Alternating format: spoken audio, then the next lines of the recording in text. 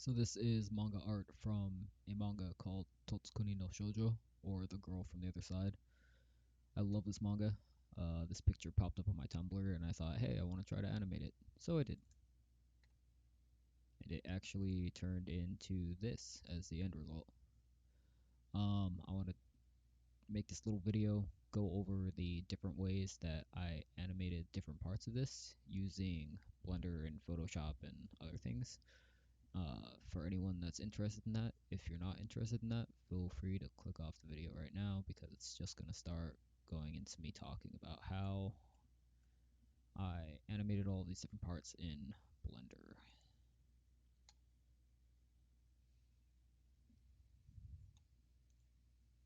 There we go.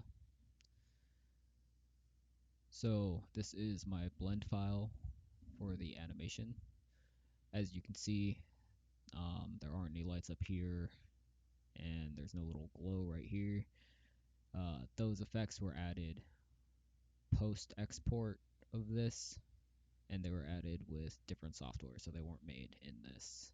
But I am going to go over how I made everything else in this and the different ways that I animated it. So if you look over here, you will see that I have various collections, and collections are pretty much Blender's folder options. So inside of these collections, I will have the materials and other things that I used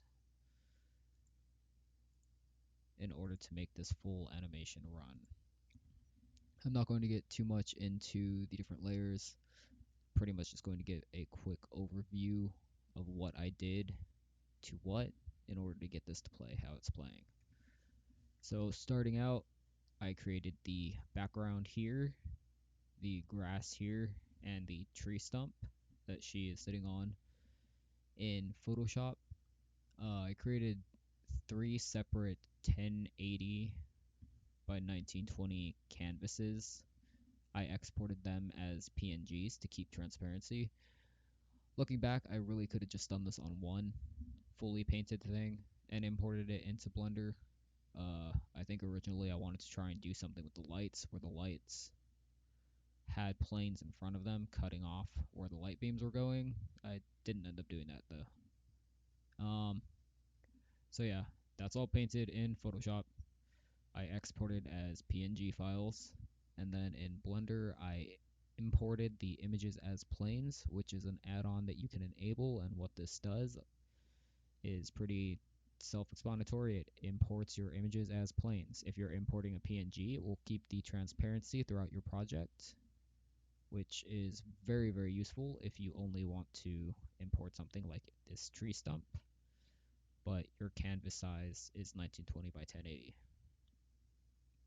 If you do not have this add-on enabled and you try to import an image, it will show up in your view, but it will not show up in your final render because it will default into importing as an empty. So from there, let's talk about the foreground a bit. The foreground itself is actually just one keyframe with 2 layers. It's got this layer here, which is this branch that isn't moving, and then all of this grass, all of these leaves, they are on a second layer as a static image painted with the grease pencil, just black and green. The reason that this looks like it is animated and it's moving is because I attached a noise modifier to this grease pencil. And what the noise modifier does is this little wiggly animation. That's what the noise is. So this actually is a not moving image, but because it has a noise modifier on it, it looks like it's animated and it looks like it's moving. I created these leaves that you will see falling down. There is one here and one here that falls down, and they rotate a bit and fall all the way down. This was actually animated using grease pencil drawing and using the 3D elements in Blender. So what I did was I painted the leaf in one position with the grease pencil, and then I took this leaf and I loaded in a default cube mesh. And this default cube mesh wasn't empty, so you can see it in your project if you have it turned on, but it won't show up in your final render. And this default cube is rotating and falling down. And because this leaf is parented to this cube, it is copying the animation that the cube is doing as it falls down. And that is how I animated these leaves falling down, rotating, and falling out of the canvas. This was a much easier way than just hand drawing the rotation and having it fall. So that is why I did it that way. You'll notice that this area is blurred and that the leaves are blurred. This actually isn't because of a camera blur. This is because of a blur modifier that I think is found in the effects for the grease pencil. So this has a noise modifier on it, it has a blur modifier on it, and it's one static image. And then I have the leaves as separate grease pencil things falling down and animated with a 3D object. That is everything that went into the foreground elements. The grass here and the flowers here were drawn with grease pencil. They are two separate layers. I have probably 3 frames. I have one frame, and then I have the end frame of how far they move, and then I have a copy of the original frame at the very, very end for them to go back to, and I just use the interpolation to fill in the gaps and have the animations meet each other and return. That's all I did for these. For the grass, for the second layer on the grass, I duplicated it, and then I hit ctrl+t, and what this does is it will load a transform lattice mesh onto the object, which you'll be able to physically transform, and I physically transformed this into a skewed shape, and then that became my second keyframe, and then I just duplicated the original keyframe, put it at the end, and used interpolation to get that to move this way and back. This only goes up to 120 frames, or 125, something like that. Anyway, I have this as one small animation, and both of these have time offset modifiers attached to them, which means when you have a time offset modifier attached to a series of frames, you can tell it to continue the animation on a loop so long as you put in the number of frames you want it to continue. So this is how you loop small animations throughout the animation, and that is what I did for the flowers and the grass. Animated in grease pencil, used the interpolation, and then added a time offset modifier. Moving on to this dude, he's a static image as well, just like the foreground, and he's got a noise modifier on him, just like the foreground. Same thing with the smoke that's around him, just painted with an airbrush and turned down the opacity, and then threw on a noise modifier, and it looks like he's moving. His tail was actually separate layers. I think there's about 4 or 5 keyframes to this, and I just drew out his tail movement. And then at the very end, when that was animated fully, I added a time offset modifier to continue the animation throughout the video. For Shiva here, this little girl in white, I have her on 3 layers, I believe. I have a line art layer for her line art up here. I have a color layer, which is all of her solid white and skin tones and blush colors. And those layers, I added a glow effect to that grease pencil data, so that's why she's giving off this nice kind of bloomy glow. I also have this flower that she's holding here, and this flower has the same type of animation as the flowers in the background, and her hair does. Just slowly animated, going back and forth with a time offset modifier repeating the short few second animation. For her feet, since I wanted to have these little outlines here on the edges of her feet, I actually didn't draw those. Those are being added on with a rim effects modifier. So I drew her left foot entirely black, and then I added a rim, and it gives it this white outline to it. And then I animated it going up and down and bouncing a bit.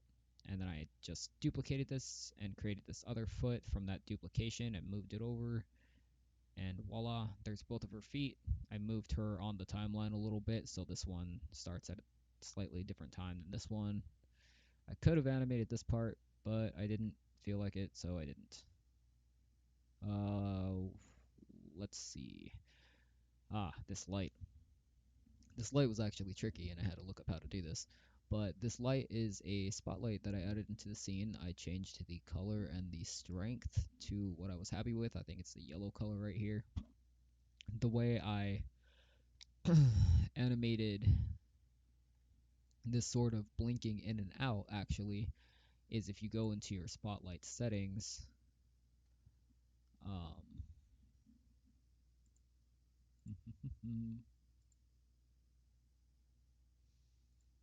if you go into your spotlight settings and you actually go here and right click on it, you'll be able to insert a keyframe. And what this does is allows you to have your light show up in your dope sheet. And your dope sheet is what you use to keep track of all of your object animations, and your grease pencil timeline is what you use to keep track of all of your grease pencil data animations. So the light is an object, so it's on the dope sheet. And from the dope sheet, I was able to record keyframes in it, and then I was able to adjust the power by being on top of the keyframe and just putting in how bright or how dim I wanted the light to be, and it was really that easy. Then the light was animated. I did a kind of blinking thing, had the power go out, get stronger, go out, get stronger, all the way down the timeline. Let's move those back. These sparkles were animated with grease pencil data again. They have a blur modifier on them, so they look nice and soft and fuzzy instead of really hard. This was one keyframe that was just a bunch of dots I drew really quickly with the grease pencil. I duplicated that keyframe, skewed it down my timeline until I was happy with how much time had passed in between them. And this duplicated frame I actually didn't animate anything on. I just used the eraser, the very soft eraser, and went over and deleted some of the data from the duplication. And what this did was confuse Blender enough into thinking that stuff was moving around even though it wasn't. Anything that looked too wonky, I just deleted from both frames altogether, and then I used the interpolation to make them meet each other, and it wound up looking like a bunch of little floaty stuff. I don't recommend doing this unless you really understand how interpolation is working in Blender. But otherwise, this is a really quick, fast kind of hack, I guess, into getting it to animate something like this. Let's see. These eyes that appear in the background actually are planes. They're mesh planes that I imported, and then using the sculpting and editing tools, I cut out eyes and told it to delete any extra planes, so it turned into just little eye things. Then I went into the shading editors and messed with the nodes. Default node, so principled BSDF. I just changed the color to red, added some emission, turned it up, changed that to red till I was about happy with it. And then I just, using the editing tools, I just squished this down until it disappeared. And then you have these little eye animations like this. I believe that was everything that I did for the actual animating part. So all of this. from the blend file, I exported it. The exported animation, or I rendered it, I guess. I rendered it as an animation. The rendered animation was slightly faster than what was playing in the viewport when I was working on it in Blender. So I took it into Adobe Premiere Pro and I right-clicked on it and adjusted the speed and duration. So it was going a little bit slower and was more what it looked like in the viewport.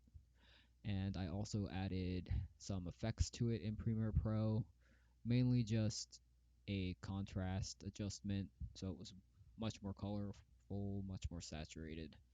And then I exported that from Premiere Pro.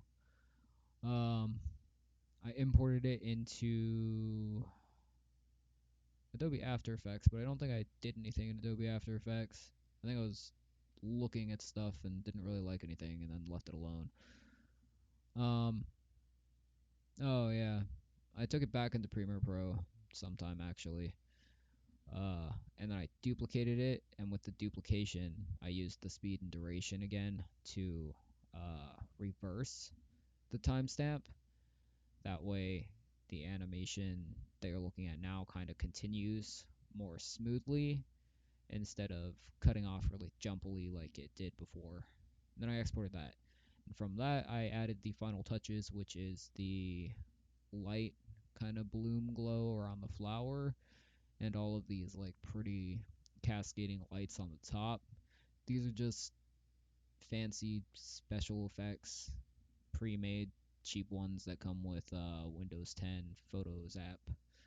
You can literally just open anything with the Windows 10 Photos app, and if you hit the edit or whatever draw menu is up at the top corner, it'll load your thing, and then you'll have an effects menu, and you can just slap effects on it and then export it. I really liked how these two effects look on it, so I just did that and then exported it. And that is everything that went into this tiny little animation. Uh, and that is the end of this video. Alright, thanks for watching. Bye.